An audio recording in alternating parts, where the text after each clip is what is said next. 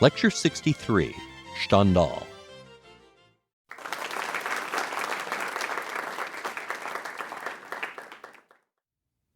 That evening, when she told Julien he was a lieutenant of hussars, his joy knew no bounds.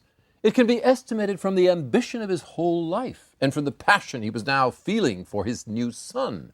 The change of name struck him with wonder. Now at last, he thought, the novel of my career is over and the credit is all mine. I was able to make myself loved by that monster of pride, he thought, glancing at Mathilde. Her father cannot live without her, nor she without me. In this passage from Stendhal's novel Red and Black, the ambitious young hero has just learned that his wildest dreams have apparently come true. Julien Sorel, the son of a sawmill-owning peasant, has not only won the love of the beautiful and supremely aristocratic Mathilde de la Mole, who is now pregnant by him. Thanks to her powerful father, he has also gained a commission as lieutenant of hussars and a grandiloquent title, Monsieur le Chevalier Julien Sorel de la Vernaye. Riding high at this point, he has no idea that he is headed for a calamitous fall, even though his whole life up to this point has been a roller coaster of triumphs and tribulations.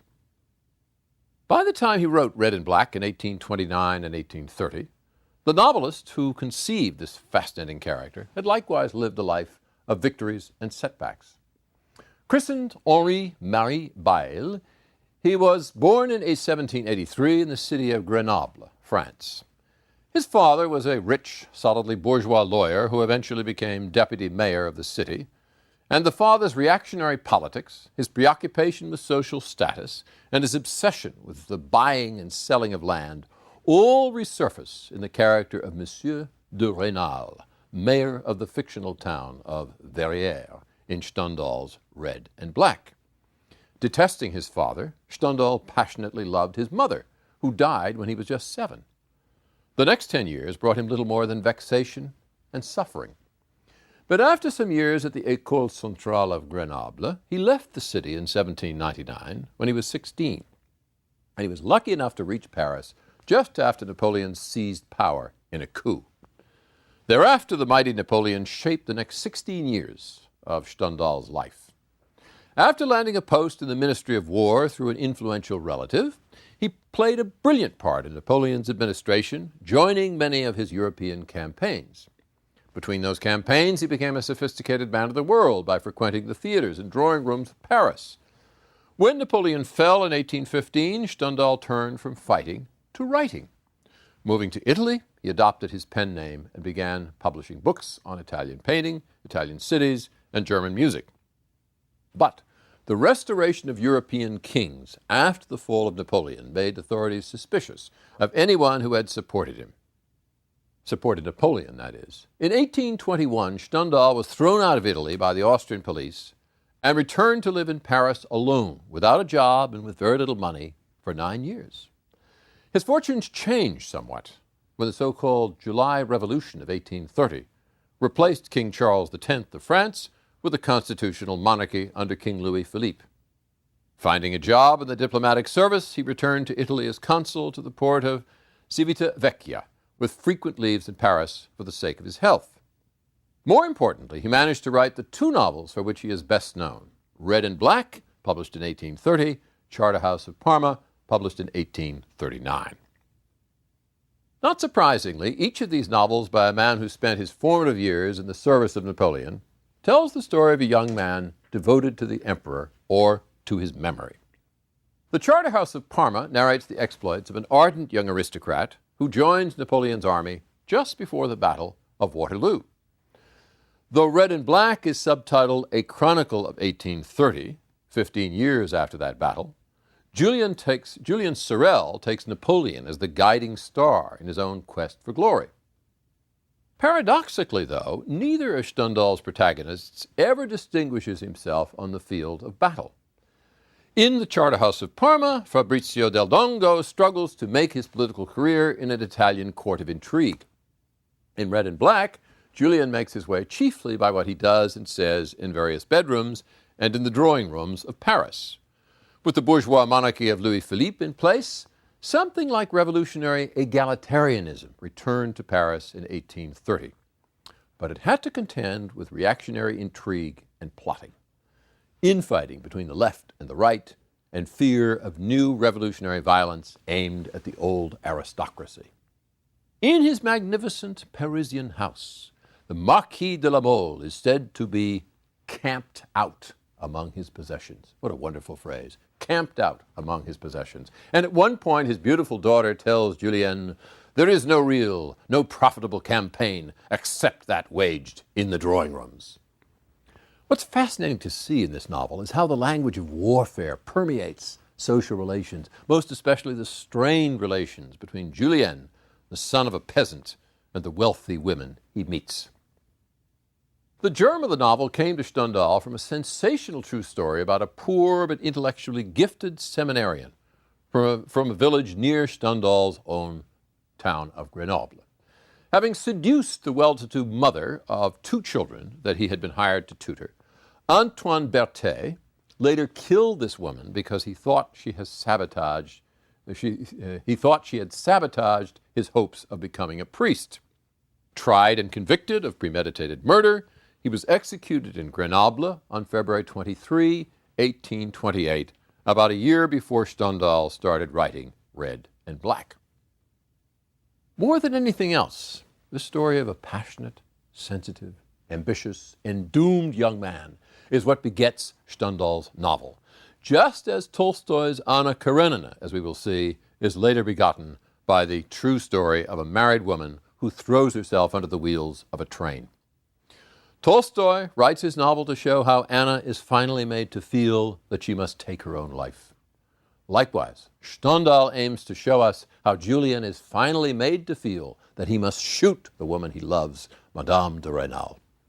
So it's fascinating to see how, in his very first meeting with this lady, Julien displays both childlike vulnerability and ferocious aggression.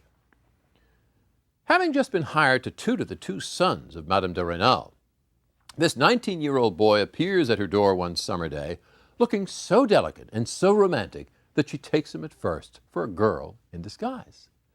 Filled with maternal pity for him, she's greatly relieved to see that he's nothing like the brute she had expected to be taking charge of her children. Julien is likewise charmed with her. Brutalized by his father and brothers, whom he hates, and deprived of a mother, Julien is so touched by her gentleness of manner and her perfumed beauty that he throws himself at once on her kindness. "I am Julien Sorel, madame. I am terrified of entering a strange household for the first time in my life. I shall need your protection and your pardon for many faults during the first days." The lovely young woman that Julien addresses here, the woman whose maternal kindness he strives to arouse, is just 28. And to Julien, she looks no more than 20, scarcely older than he is. But a huge class barrier divides them. An heiress in her own right, she's married to the factory-owning mayor of Verrières, and they live in a fine stone mansion with magnificent terrace gardens, the perfect sign of their bourgeois solidity. As the peasant son of a sawmill operator, Julien knows all of this. And no matter how charming and alluring Madame de Rênal may be, he never forgets her station or his own ambition to rise from his own station. So as he takes in her beauty, he suddenly conceives the wild idea of kissing her hand. At first he was afraid of his own idea. An instant later he said to himself, "It will be cowardice on my part not to carry out a scheme that may be useful to me and cut down this fine lady's contempt for a laborer just liberated from his sawmill." Cut down is an arresting phrase. It's used here to translate the French verb diminuer, which means simply lessen or reduce. So cut down is actually the translator's metaphor. But it's a metaphor totally faithful to the spirit of the passage. Drawn from the sawmill itself, the metaphor of cutting down not only manifests Julien's present intentions, but also prefigures the moment when he would literally shoot down Madame de Rênal. But for now, he concentrates on taking her hand, carrying it to his lips, and thereby fully exposing a bare arm that has up to now been covered only by her shawl. Daring as it is, This is just the first of Julien's many moves, for his ambition to conquer Madame de Rênal soon becomes a military campaign to take firm possession of her hand. Obsessed with the memory of Napoleon, still dreaming of glory in the army even as he studies for the priesthood, Julien turns lovemaking itself into a series of battle maneuvers. Talking outside one summer night with Madame de Rênal and her friend Madame Derville, Julien accidentally touches the hand of Madame de Rênal. When she quickly withdraws her hand, she becomes, in Julien's eyes, an enemy. And the next day he vows to get a firm grip on her hand by 10 o'clock that night or blow his brains out. You see how temperamental he is. But he can also be cool and absolutely determined. At the very last stroke of 10, he takes the hand of Madame de Rênal, and when it's withdrawn this time, he grabs it again, holding it against all efforts at withdrawal until, at last, it remained in his possession. After a while, she withdraws her hand to fix an overturned flower pot, but then sits down again and returns her hand to his almost without difficulty, and as if the whole matter were now settled between them. Thus, Julien quietly but decisively triumphs. Following the example of Napoleon, his idol, he performs what he considers his heroic duty. In Stendhal's novel, heroism is riddled with irony. To discharge his heroic duty, Julien need not fight for his country. He need only seize and hold a lady's hand. As the son of a peasant and secret admirer of Napoleon, he sees himself waging revolutionary war against the power and arrogance of the bourgeoisie. The day after he performs his heroic duty with Madame de Rênal's hand, he spends the morning alone in his room, reading one of his favorite books, Napoleon's Bulletins to the Grand Army of France. When Julien is scolded by Monsieur de Rênal for neglecting his tutorial duties, he reminds the master of everything the children have learned and threatens to quit, thereby goading Rênal into raising his salary and granting him a full day off. As a result, Julien tells himself, "I've won a battle." Julien's battles seldom involve any physical heroism. Just before entering the seminary in Besançon, he imagines fighting a duel over a girl that he meets in a cafe. In Paris, he manages to beat up a coachman who insults him, and this is followed by an actual duel with the coachman's master. But in this duel, he's lightly wounded before he can fire a single shot. Other than beating up the coachman, he does nothing that we would call physically heroic. In the first flush of his tempestuous affair with the beautiful, aristocratic Mathilde de la Mole, he's furious to learn that she hates herself for giving in to him, and he threatens her with a medieval sword snatched from the wall of the library. But he can't bring himself to use the sword, and soon enough he puts it back precisely where the interior decorator had placed it. Thereafter, his only other act of violence is to shoot Madame de Rênal in the church of Verrières. The paucity of physical fighting in Stendhal's novel partly reflects the suffocating atmosphere of Restoration France, where battles fought with guns and cannons have given way to bloodless struggles for social advantage. As Mathilde tells Julien in a passage that I've already quoted once, there is no real, no profitable campaign except that waged in the drawing rooms. Well before meeting Mathilde in Paris, Julien learns that fighting can be sexual, socio-economic, and political. At one point during his time with the Rênals, Julien turns the pressure of his own hand and lips into a political sign. In the garden one evening, when he's frustrated in his efforts to seize and hold yet again the hand of Madame de Rênal, he resolves to take it right in front of her reactionary husband while the man rages about politics. Under cover of darkness, Julien brushes her arm with his lips, and then, when she gives him her hand, he practically devours it. As Monsieur de Rênal continued to denounce the upstarts and rich radicals, we read, Julien covered the hand that had been granted him with passionate kisses. Julien thus seems a new kind of revolutionary, an upstart bent on subverting Monsieur de Rênal's bourgeois obsession with wealth, ostentation, and property, and doing this by taking possession of his wife. But Julien is no egalitarian, no champion of the oppressed. Yearning to escape his brutish family and thus leave the peasant class behind him, Julien seeks neither justice nor advancement for anyone but himself. He prides himself on his erudition, especially his Latin, because he thinks it will bring him worldly distinction. And only rarely does any sympathy for the poor crack the adamantine shell of his egotism. When Madame de Rênal tries to mollify him after he is scolded by her husband, Julien says simply, "That's how rich people are." And when she leans on his arm, he violently shakes her off. Julien flaunts his resentment like a sword. If he wanted more evidence of Monsieur de Rênal's insensitivity, or more political ammunition to use against the bourgeoisie, he could find it at once in Rênal's rush to throw stones at a little peasant girl who tries to cut across a corner of his orchard. But Julien ignores the girl altogether and looks only with sovereign contempt at Madame Derville, a friend of Madame de Rênal, when she tries to calm him down. The vague hope of Robespierrean vengeance that he meditates at this point would be vengeance taken not to vindicate the little girl, but to assuage his own wounded pride. A still more revealing example of the way Julien responds to the sufferings of the poor comes during the dinner that is given for him by Monsieur Valenod, the director of the poorhouse, who hopes to hire him as a tutor and thus steal him from Monsieur de Rênal. There's a lot of social rivalry going on in this town. Noting the splendor of the furniture and the dishes, Julien is pained to think that they might have been bought out of funds meant to feed the poor prisoners on the other side of the dining room wall. And he is brought to tears when Valenod orders the singing of one inmate stopped. Yet it soon becomes clear that Julien is no more offended by Valenod's insensitivity than by the vulgarity of his revealing what he has spent for the wine. "I won't consider," said Julien to himself as he left, "that all this money was stolen from the poor inmates, who are even forbidden to sing. But would Monsieur de Rênal ever take it upon himself to tell his guests the price of every bottle of wine he set before them?"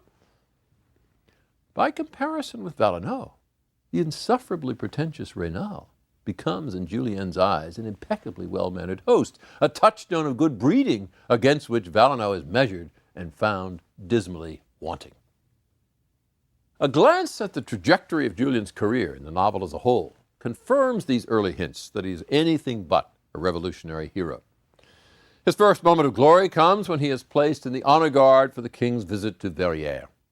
Dressed in a freshly tailored sky blue uniform, furnished for him by Madame de Rênal, who has also got him his place, and riding a horse that he can barely control, he manages by sheer luck not to fall off as the burst of a little cannon frightens his horse out of line. From that moment on, we read, he felt himself a hero. He was one of Napoleon's orderlies in the act of charging a battery. The guns of Stendhal's irony are here turned directly on Julien himself, the would-be Napoleonic revolutionary who has been outfitted by an heiress, who can barely stay up on his horse, and who glories in the very act of paying homage to a king. Later on, when the father of Mathilde de la Mole gives him a commission as lieutenant of hussars and a new aristocratic name, he suddenly imagines that his true parentage, hitherto obscured, has at last been recognized, that he's not really the son of a peasant after all. Is it actually possible, he asked himself, that I might be the natural son of some aristocrat exiled among our mountains by the terrible Napoleon? You see how ironic this is? The secret admirer of Napoleon now identifies himself with one of the emperor's enemies. Julien is nothing if not paradoxical.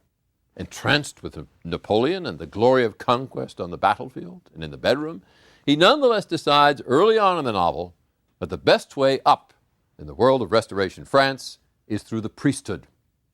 To become a priest, Julien must assume a piety that he never truly feels.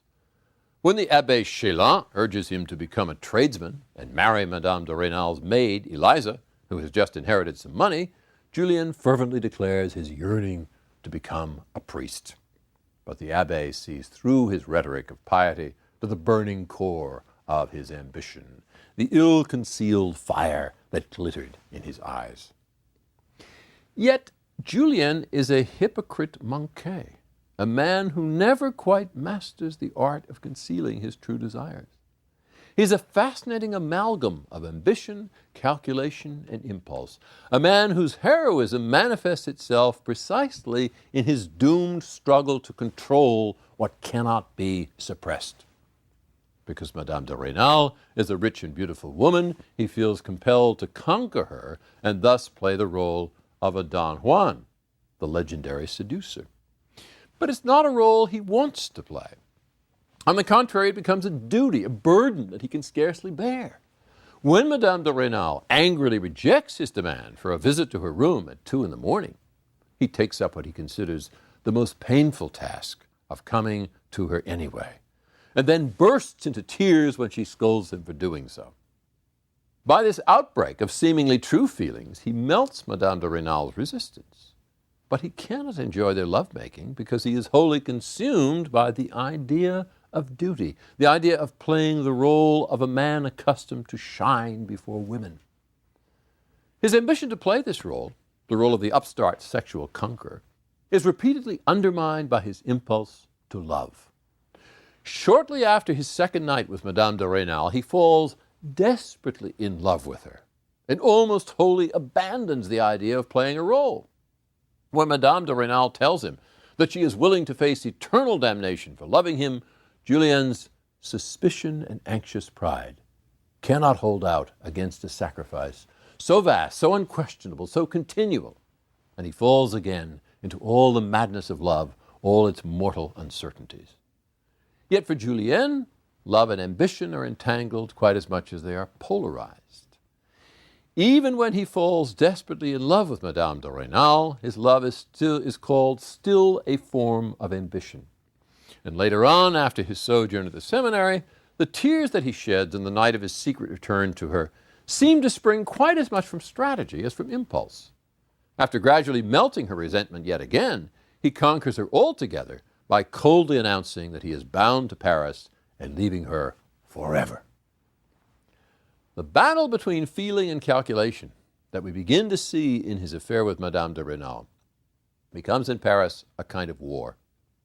As soon as Julien launches his affair with the aristocratic Mathilde, the two of them broil with the keenest hatred for each other.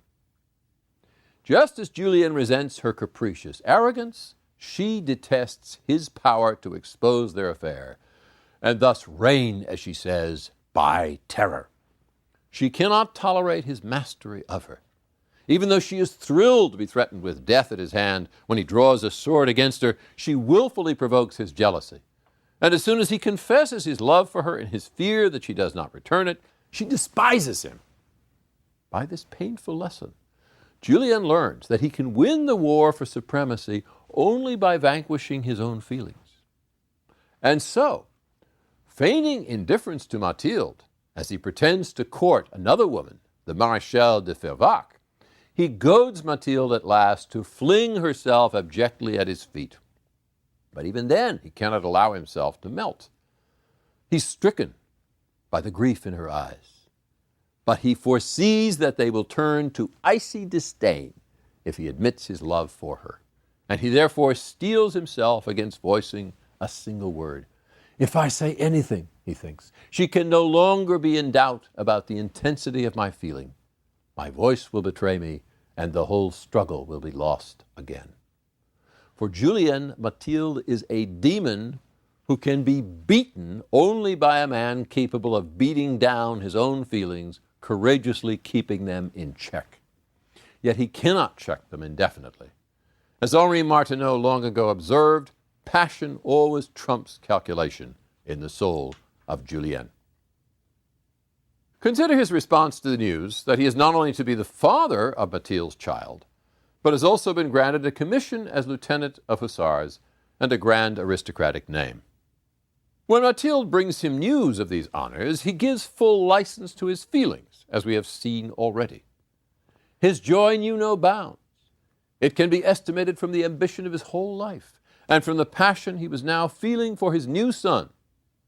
Now at last, he thought, the novel of my career is over and the credit is all mine. Julien settles the conflict between love and ambition by conflating the two. Abandoning all checks on his feelings as he triumphantly asserts that he has ended the novel of his life, the would-be chivalric romance of his quest for glory and a princess. But the novel of his life is not yet ended, for catastrophe lies just ahead. In the midst of these transports of unbridled ambition, we are told, Julien gets a letter from Mathilde telling him that all is lost. All is lost because Mathilde's father has had a letter from Madame de Rênal saying that Julien is nothing but a fortune-hunting seducer. In response, Julien sets out to kill Madame de Rênal, to kill the only woman he has ever truly loved, his mother surrogate, at once his redeemer and betrayer. Julien's plunge from exaltation into murder epitomizes the radical instability of his condition, the unpredictability of a life driven by a relentless ambition that vaults him upward again and again, only to throw him down. When we see him for the very first time in this novel, he is straddling a roof beam in his father's sawmill with his nose in a book about the life of Napoleon. Entranced by his book, which is suddenly dashed into the stream by the hand of his brutal father, he is just as suddenly cuffed so hard that he nearly falls into the machinery below. This little episode prefigures his whole life. Straddling a horse in the honor guard for the king's visit to Verrières, riding it as if he were charging a battery at Napoleon's command, he barely escapes falling when the noise of a little cannon frightens his mount. Later on, Mathilde persuades her father to give him a new commission and an aristocratic name, but from the height of his glory, he plunges into the machinery of intrigue. The letter from Madame de Rênal was actually written by a priest who made her copy it out in her own hand. Then, after Julien is arrested and imprisoned, Mathilde's elaborate scheme to save him is sabotaged by Valenod, who leads the jury to condemn him.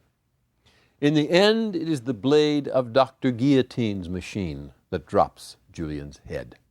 He thus completes his fatal fall from the roof beam into the machinery. Yet in doing so, he does not simply surrender to the law of gravity. He wills his own death. Once he is arrested and jailed for attempted murder, he forsakes ambition. By the time of his trial, he feels only remorse for attempting to murder his mother surrogate and contempt for the bourgeois members of the jury. After forfeiting any chance of reprieve by deliberately requesting the death sentence for what he himself calls his atrocious and premeditated crime, he says to the jury, "Gentlemen, I have not the honor to belong to your social class.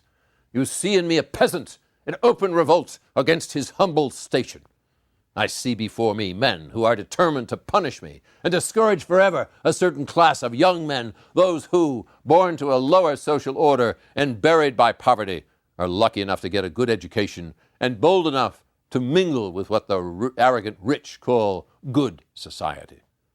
There is my crime, gentlemen, and it will be punished all the more severely because, in reality, I am not being judged by my peers. I do not see in the seats of the jury a single rich peasant, only outraged bourgeois." Here again, Julien sounds revolutionary. But he does not speak for the poor, or for peasants, or for any other group of people. The class of young men that he mentions is really a class of one. No one but he in this novel has passed from the peasantry to the aristocracy. Though he implies that rich peasants would be qualified to judge him, he hates his father, the only rich peasant we know.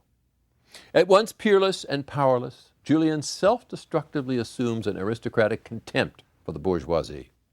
He cares only for the one other person who cannot be classified, who will not judge him, and who loves him with the indestructible devotion of a mother, Madame de Rênal. In the end, he returns to his first love with profound gratitude for all she has given him, sacrificing for him the quintessentially bourgeois value of respectability, taking the place of the mother he lost, surviving his attempt to murder her, and totally absolving him. Julien fails as a Napoleonic hero, as a Don Juan, as a revolutionary upstart, as a prince in disguise. He succeeds only in discovering, just before he is executed, what it means to be unconditionally loved.